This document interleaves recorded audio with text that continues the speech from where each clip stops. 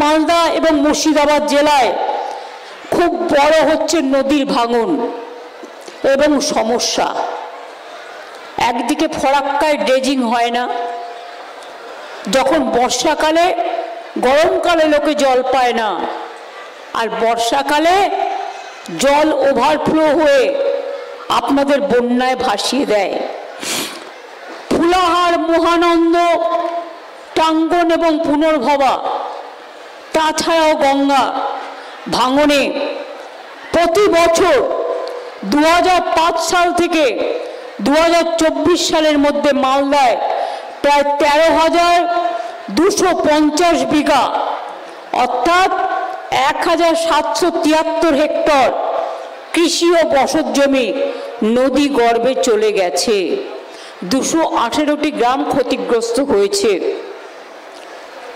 মানিকচক ব্লকের বিল্লাইমারি গ্রামে গঙ্গা ও ফুলাহার নদীর দুই তীরের মধ্যেকার দূরত্ব কমিয়ে 500 মিটার হয়েছে। আপনারা জানেন নদী আমাদের হাতে নেই, গঙ্গা আমাদের হাতে নেই।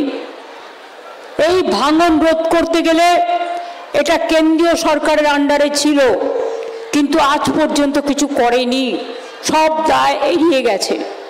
পরবর্তী পর্যায়ে আমাদের এর জন্য প্ল্যানিং করতে হবে। যদিও আমরা নদী ভাঙনের জন্য 200 কোটি টাকা দিয়েছি এবং ফরাক্কাকে বারবার বলা সত্ত্বেও ড্রেজিং করা হচ্ছে না। মালদা ও মুর্শিদাবাদ উভয় জেলার নদীর ভাঙন রোধের জন্য 1,550 কোটি টাকার একটা প্রকল্প 2024-এও আমরা পাঠিয়েছি, তার জন্য কোনো অর্থ বরাদ্দ করা হয়নি। আমাদের সীমিত ক্ষমতার মধ্যে আমরা গঙ্গা, পদ্মা, ফুলাহাট, টাঙ্গন, মহানন্দা এবং অন্যান্য নদীর তীরবর্তী এলাকায় 592 কোটি টাকার বেশি ব্যয় করে 176টি কাজ সম্পূর্ণ করেছি।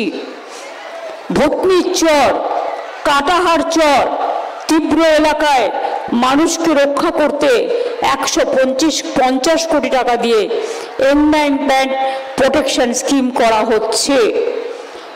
বর্তমানে নদী ভাঙন উদ্যোগের অংশ হিসেবে রাজ্য সরকারের টাকায় 87 কোটি টাকার এখনো 17টা স্কিম চলছে।